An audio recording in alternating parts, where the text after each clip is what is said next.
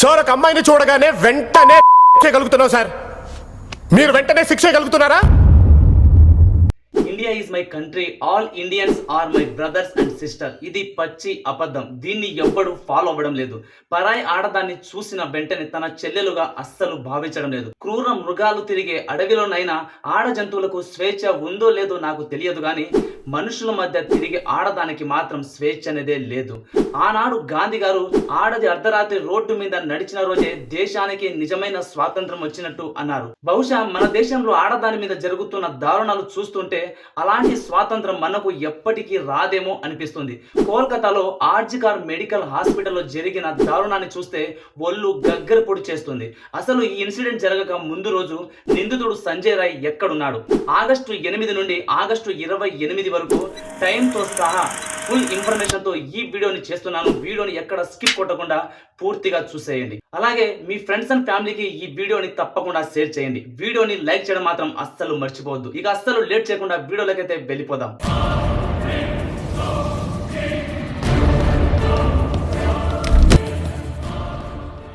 August 8 అర్ధరాత్రి 11:43 సంజయ్ రాయ్ తన స్నేహితుడితో కలిసి సోనాగాచి అనే రెడ్ లైట్ ఏరియాకు వెళ్లారు. అక్కడ ఏం జరిగిందో తెలియదు, కానీ అక్కడి నుంచి రాత్రి 2 గంటల సమయంలో మరో రెడ్ లైట్ ఏరియాకు వెళుతుండగా దారిలో ఉన్న మహిళను సంజయ్ చాలా అసభ్యకరంగా ప్రవర్తించి వారి దగ్గర న్యూడ్ ఫోటోలను అడిగాడట. ఇది నేను చెప్పడం లేదు, అక్కడున్న అధికారులు చెబుతున్నారు. అక్కడితో సంజయ్ రాయ్ కామ కోరికలు తీరినట్టు లేవు. అక్కడి నుంచి సరాసరి ఆర్జికార్ మెడికల్ హాస్పిటల్ కి చేరుకున్నారు. సరిగ్గా 3:50 హాస్పిటల్ లోపలికి ఎంటర్ అయిపోయాడు. అక్కడి నుంచి తన కోరిక తీర్చుకోవడానికి అమ్మాయిల కోసం హాస్పిటల్లో ఉన్న అన్ని గదులను వెతకడం మొదలు పెట్టాడు సంజయ్ రాయ్. ఆ తరుణంలోనే ఆపరేషన్ థియేటర్ తలుపులను కూడా పగలగొట్టాడట. అక్కడి నుంచి వెతుక్కుంటూ 3వ ఫ్లోర్ లో ఉన్న సెమినార్ హాల్ దగ్గరకు రాగానే డోర్ ఓపెన్ లో ఉండడం గమనించాడు సంజయ్ రాయ్. సరిగ్గా 4:03 సెమినార్ హాల్ లోపలికి ఎంటర్ అయిపోయాడు. అక్కడ ఒక లేడీ డాక్టర్ పడుకోవడం గమనించాడు. వెంటనే తన కోరిక తీర్చుకోవడానికి ట్రై చేశాడు. అంతకుముందే ఆమె 36 గంటలు వర్క్ చేసి అలసిపోయి అక్కడ పడుకొని ఉంది. సరిగ్గా 4:32 సంజయ్ రాయ్ బయటకు వచ్చేశాడు. ఇక్కడ ముఖ్యంగా గమనించాల్సిన విషయం ఏమిటంటే సంజయ్ రాయ్ లోపలికి వెళ్ళేటప్పుడు అతని దగ్గర హెల్మెట్ అండ్ మెడ మీద ఇయర్ ఫోన్స్ కూడా ఉన్నాయి, కానీ బయటికి తిరిగి వచ్చేటప్పుడు మెడలో ఇయర్ ఫోన్స్ లేవు. ఈ దృశ్యం అంతా సీసీ కెమెరాలో రికార్డ్ అయింది. అసలు లోపల ఏం జరిగిందో తర్వాత తెలుసుకుందాం. అయితే ఈ కేసులో మరో ముఖ్యమైన పాత్ర ఉంది. ఆయన పేరే సందీప్ ఘోష్.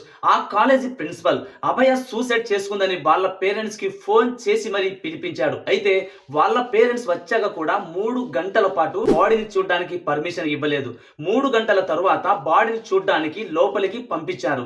అయితే బాడీ దగ్గరికి చేరుకున్న పేరెంట్స్ ఒకే ఒక ఫోటో తీసుకొని తన రిలేటివ్ కి పంపించారు. వాళ్ళు ఆ ఫోటోని చూసి ఒక నిర్ణయానికి వచ్చారు. కాళ్ళు 90 డిగ్రీస్ చాపి ఉన్నాయి, ఇది ఆత్మహత్య కాదు, హత్య అని నిర్ధారించారు.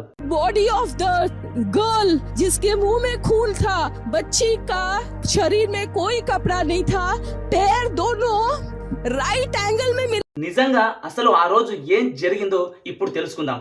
లోపలికి వెళ్లిన సంజయ్ రాయ్ తన బలవంతా ఉపయోగించి ఆమెపై అఘాత్యానికి పాల్పడ్డాడు. ఆమె తప్పించుకోవడానికి విధాలు ప్రయత్నించిన ఫలితం లేకపోయింది. ఆమె గొంతుని బలంగా పిసిగేయడంతో గొంతు లోపల ఉండే థైరాయిడ్ క్లాస్టర్ పగిలి మెడ వెముక విరిగిపోయింది.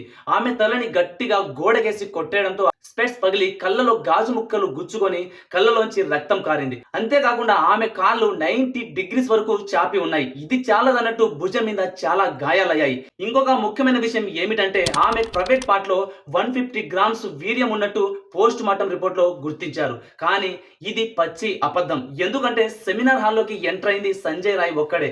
అంత వీర్యం ఒక్కడితో ఎలా సాధ్యం? అసలు నిజం ఏమిటంటే ఆమె ప్రైవేట్ పార్ట్ లో కాస్తంత మోతాదులో వీర్యం ఉందే తప్ప 150 గ్రామ్స్ వీర్యం మాత్రం అస్సలు లేదని చెబుతున్నారు మరికొందరు. అయితే 150 గ్రామ్స్ వీర్యం ఉండడం ఇదంతా కట్టు కదా అన్నారు.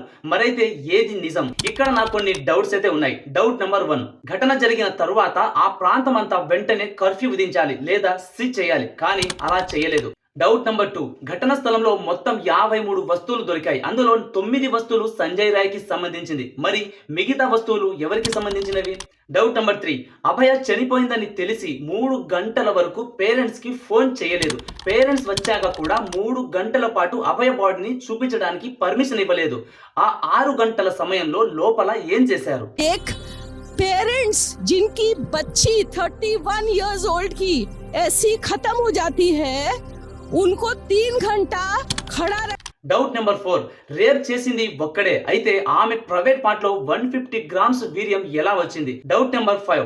ఆడపిల్లకు అన్యాయం జరిగిందంటూ కొందరు దుండగులు ఆ ఘటన జరిగిన ప్రాంతాన్ని చాలా చోట్ల వరకు ఎవిడెన్స్ దొరకకుండా ధ్వంసం చేశారు. ఇన్ని అనుమానాల మధ్య సంజయ్ రాయ్ తల వెనకాల చాలా పెద్ద తలలున్నాయని అనిపిస్తుంది. हजारों के संख्या में ये मॉब आया है, हम लोग पे अटैक भी किया है और इनका मेन टारगेट है कि जो भी एविडेंस है उसको टैंपर किया जाए। అయితే అసలు నిజం తెలుసుకోవడానికి సంజయ్ రాయ్ పై సిబిఐ పాలిగ్రామ్ టెస్టులు జరపాల్సి ఉంది. అది శనివారం జరపాల్సిన టెస్టు కాస్త ఆదివారానికి వాయిదా పడింది. ఈ టెస్ట్లలో తేలింది ఏమిటంటే ఆగస్టు 8 రాత్రి 11 గంటల సమయంలో సంజయ్ రాయ్ అతని స్నేహితుడు బయటికి వచ్చారు. రోడ్ సైడ్ వైన్ షాప్ లో మద్యం సేవించి సోనాగచ్ అనే రెడ్ లైట్ ఏరియాకు వెళ్లారు. కొన్ని గంటల తర్వాత అక్కడి నుండి మరో రెడ్ లైట్ ఏరియాకు వెళుతుండగా దారిలో ఓ అమ్మాయిని వేధించామని సంజయ్ రాయ్ చెప్పుకొచ్చాడు. అంతేకాకుండా తన గర్ల్ ఫ్రెండ్ కి కాల్ చేసి తన పంపించాలని కోరాడు. అందుకు ఆమె సమ్మతించి ఆ ఫోటోలను షేర్ చేసింది. కొద్దిసేపటి తర్వాత అతని ఫ్రెండ్స్ తో కలిసి సంజయ్ రాయ్ హాస్పిటల్ కి వెళ్ళాడు. సరిగ్గా 4 గంటల 3 నిమిషాలకు సంజయ్ రాయ్ 3వ అంతస్తు సెమినార్ హాల్ సమీపంలో కారిడార్ కు వెళ్ళాడట. అక్కడ ఒక అర్ధనగ్న లేడీ డెడ్ బాడీని చూసి సంజయ్ రాయ్ తన ఫ్రెండ్స్ తో కాల్లో మాట్లాడి తిరిగి పరారయ్యాడు. ఇది పాలిగ్రామ్ టెస్ట్ లో బయటపడిన నిజాలు. కానీ సంజయ్ రాయ్ మొదట్లో ఇదంతా నేనే చేశాను, మహా అయితే ఏం చేస్తారు, లైఫ్ పోతుంది అంతే కదా అనే వాగ్దానాలు చేసి ఉంచాడు. కానీ ఈ మ్యాటర్ చెప్పక ముందే నిందితుడు నా తప్పేమీ లేదు, నన్ను కావాలనే ఇరికిస్తున్నారు అనే వాదనలు కూడా చెప్పుకొచ్చాడు.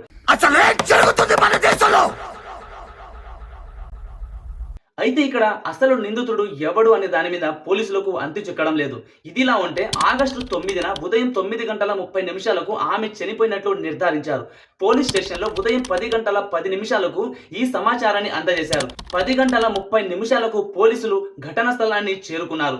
మర్డర్ అండ్ జరిగిన సెమినార్ హాల్ ని అప్పుడు సీజ్ చేశారు. అక్కడి నుంచి సోషల్ మీడియా ఫోటోగ్రాఫర్లు, సీనియర్ అధికారులు, ఫోరెన్సిక్ సిబ్బంది 11 గంటల 30 నిమిషాలకి ఘటనా స్థలానికి చేరుకున్నారు. మధ్యాహ్నం 12 గంటల 44 నిమిషాలని బాడీ పోస్ట్ మార్టం చేయడానికి పంపించారు.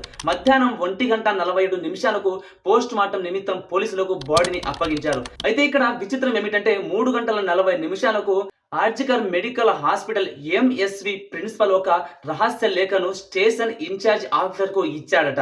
అదేమిటంటే మెడికల్ ఆసుపత్రిలో అనుమానాస్పద స్థితిలో మృతదేహం కనిపించినట్లు ఎఫ్ఐఆర్ నమోదు చేయాలని ఆ లేఖలో చాలా రహస్యంగా రాసి ఉంది.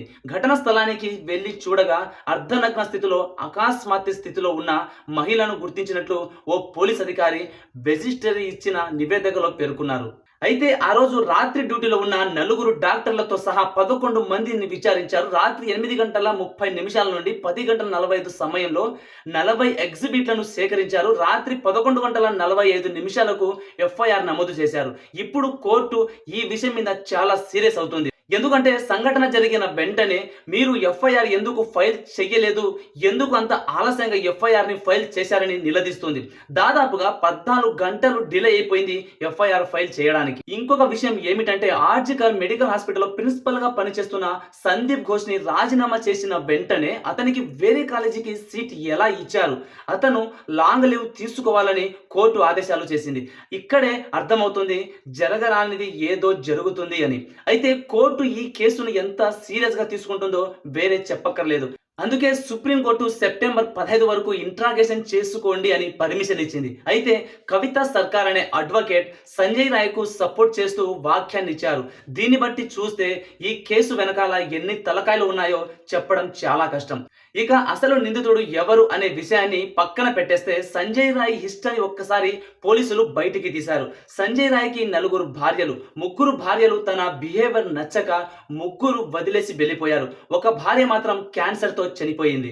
అయితే సంజయ్ రాయ్ బ్రతుకు తెరువు కోసం ఏం చేసేవాడంటే పోలీసులకు హెల్ప్ లైన్ గా వర్క్ చేసేవాడు. అంటే చాలా చోట్ల మీటింగ్లు జరిగినప్పుడు అక్కడ డ్యూటీగా పనిచేయడం, లేదంటే పోలీసులకు కావాల్సిన బందోబస్తు ఏర్పాటు చేయడంలో అతను సహాయపడేవాడు. ఈ తరుణంలో సంజయ్ రాయ్కి పోలీసులతో మంచి ఫ్రెండ్షిప్ ఏర్పడింది. అయితే ఈ కేసులో సంజయ్ రాయ్ అండ్ సందీప్ ఘోష్ ఇద్దరు పేర్లు మాత్రమే వినిపిస్తున్నాయని చాలా మంది అనుకుంటున్నారు. కానీ అది పొరపాటు. దాదాపుగా ఈ కేసుకు సంబంధించి 42 మందిని అరెస్టు చేశారు పోలీసులు. ఈ దెబ్బతో కలకత్తా సిటీ అట్టొడిగిపోతుంది. ఈ కేసులో న్యాయం జరిగే వరకు ప్రజలు రోజు ధర్నాలు చేస్తూ ఉన్నారు. వీళ్ళని కంట్రోల్ చేయడానికి దాదాపుగా ఒక్క రోజుకి 10,000 మంది పోలీసులు డ్యూటీ చేస్తున్నారు. అయితే ఈ కేసు సంబంధించి పశ్చిమ బెంగాల్ ముఖ్యమంత్రి మమతా బెనర్జీ గారు కూడా అత్యాచార కేసుల కోసం ఫాస్ట్ ట్రాక్ కోర్టు ఏర్పాటు చేయాలని విజ్ఞప్తి చేస్తూ ప్రధాని నరేంద్ర మోడీ గారికి లేఖ రాశారు. అయితే ఇలాంటి సంఘటనలు ఇదే మొదటిసారి అయితే కాదు. గతంలో 2019 నవంబర్లో జరిగిన దిశ గ్యాంగ్ రేప్ కూడా ఆంధ్రప్రదేశ్ రాష్ట్రాన్ని అతలాకుతలం చేసింది.